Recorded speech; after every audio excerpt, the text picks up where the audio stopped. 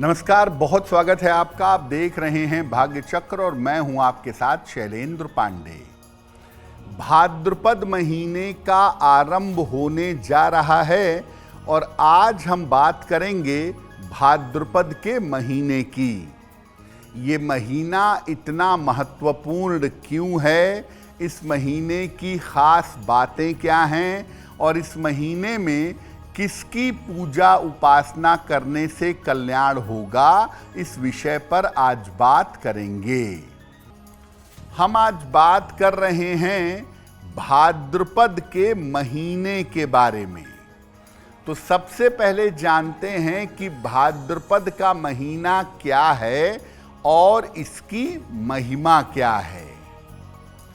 भाद्र का अर्थ है कल्याण देने वाला और भाद्रपद का अर्थ है भद्र परिणाम देने वाले, अच्छे परिणाम देने वाले व्रतों का महीना। इस महीने की पूर्णिमा तिथि को पूर्वा भाद्रपद या उत्तरा भाद्रपद नक्षत्र होता है, जिस वजह से इस महीने को भाद्रपद कहा जाता है। ये महीना लोगों को व्रत, उपवास, नियम और निष्ठा का पालन करवाता है। अपनी गलतियों को याद करके उनका प्रायश्चित करने के लिए ये सर्वोत्तम महीना माना जाता है। मन को शुद्ध करने में, मन में पवित्रता लाने में, मन में पवित्र भाव भरने में ये महीना काफी कारगर है। इसी महीने में गणेश चतुर्थी और गणेश महोत्सव का बड़ा पर्व मनाया जाता है। भगवान श्री कृष्ण का जन्मोत्सव और कलंक चतुर्थी भी इसी महीने में आती है। यानी भाद्रपद का महीना भगवान गणेश और भगवान कृष्ण की कृपा लेकर के आता है।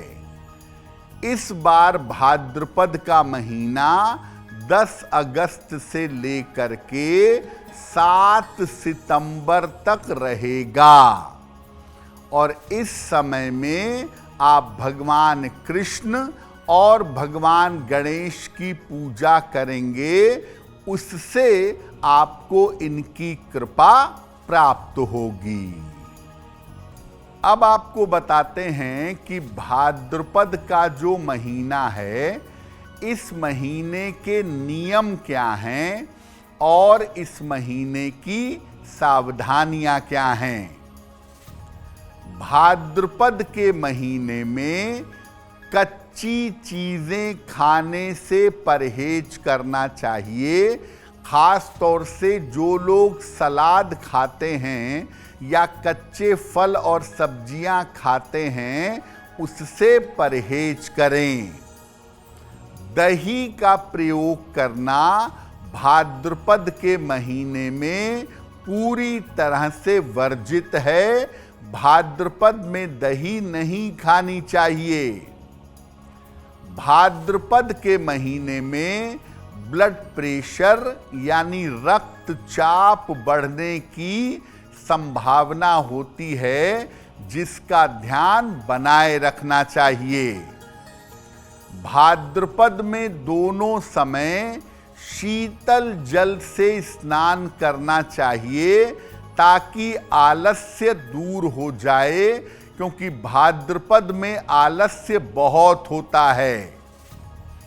भगवान कृष्ण को नियमित रूप से तुलसी दल अर्पित करना चाहिए और तुलसी दल को चाय में या दूध में उबालकर पीना चाहिए। ऐसा करने से आपका स्वास्थ्य बेहतर बना रहेगा। अब आपको बताते हैं कि भाद्रपद महीने के व्रत और त्योहार कौन कौन से हैं। भाद्रपद के महीने में गणेश चतुर्थी का और गणेश महोत्सव का बहुत बड़ा पर्व मनाया जाता है। भाद्रपद के महीने में श्री कृष्ण, श्री बलराम और भगवती राधा का जन्मोत्सव भी आता है। भगवान कृष्ण का जन्मोत्सव कृष्ण जन्माष्टमी भाद्रपद में मनाया जाता है।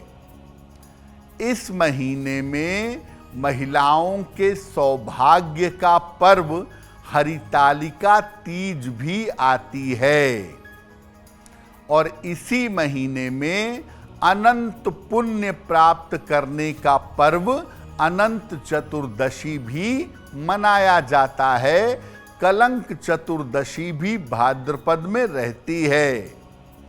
तो मुख्यतः भाद्रपद कृष्ण पक्ष में भगवान कृष्ण का जन्मोत्सव मनाते हैं, उनकी पूजा करते हैं और भाद्रपद शुक्ल पक्ष में गणेश महोत्सव मनाते हैं और भगवान गणेश की पूजा की जाती है। अब ये जानते हैं कि भाद्रपद के महीने में भगवान श्री कृष्ण की कृपा कैसे मिलेगी।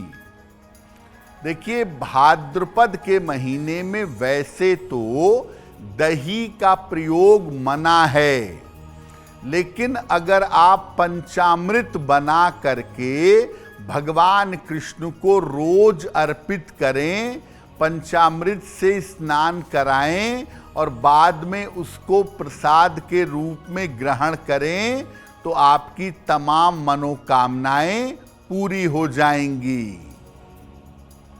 जिन लोगों को संतान सुख नहीं है, उन लोगों को इस महीने में या तो अपने घर पर भगवान कृष्ण का जन्म कराना चाहिए या जन्माष्टमी में जन्मोत्सव में शामिल होना चाहिए। इस महीने आत्मविश्वास को बढ़ाने के लिए श्रीमद् भगवद गीता का पाठ करना बहुत अच्छा होगा और अगर आप चाहें तो इस महीने में लड्डू गोपाल और शंख की स्थापना भी कर सकते हैं। मुख्यतः भाद्रपद के महीने में भगवान कृष्ण के लिए गोपाल सहस्त्र नाम, श्रीमद् भगवद गीता और भागवतम, इसका अगर पाठ किया जाए तो निश्चित रूप से आपका कल्याण होगा। आपकी कितनी भी जटिल मनोकामना है वो निश्चित रूप से पूरी हो जाएगी। अब जानते हैं कि भाद्रपद के महीने में भगवान गणेश के आशीर्वाद के लिए क्या करेंगे। विद्या, बुद्धि और ज्ञान के लिए भाद्रपद के महीने में श्री गणेश की उपासना करिएगा। पीले रंग के गणेश जी का चित्र या मूर्ति स्थापित करिएगा। रोज सवेरे उनको दूर्वा, दूब घास या मोदक इसका भोग लगाइएगा और जितने दिन आप गणपति की पूजा कर रहे हैं कम से कम उतने दिन सात्विक रहिएगा। हर प्रकार की बाधा का नाश होगा अगर भाद्रपद के महीने में श्रद्धा, पवित्रता और भाव पूर्वक आप गणपति की पूजा करेंगे तो समस्त बाधाएं दूर हो जाएंगी। देखिए, अगर आपको संतान की प्राप्ति करनी है, संतान के लिए प्रयास करना चाहते हैं तो भाद्रपद के महीने में गोपाल सहस्त्र नाम का पाठ रोज करिए। अगर आपको गुरु चाहिए, ज्ञान चाहिए तो आप श्रीमद् भगवद गीता का पाठ पूरे भाद्रपद के महीने में करिएगा। अगर आपके जीवन में निरंतर रुकावटें आ रही हैं, निरंतर संकट आ रहे हैं, तो संकट नाशक गणपति स्तोत्र इसका पाठ करने से आपको लाभ होगा। तो कुल मिला के स्थिति ये है कि भाद्रपद के महीने में शुरुआती 15 दिन में भगवान कृष्ण की पूजा करें और बाद के 15 दिन में भगवान गणेश की पूजा करें। अब वक्त हो गया है ऐसा क्यों का। ऐसा क्यों में हम आपके मन और आपके जीवन से जुड़ी हुई तमाम समस्याओं का समाधान करते हैं।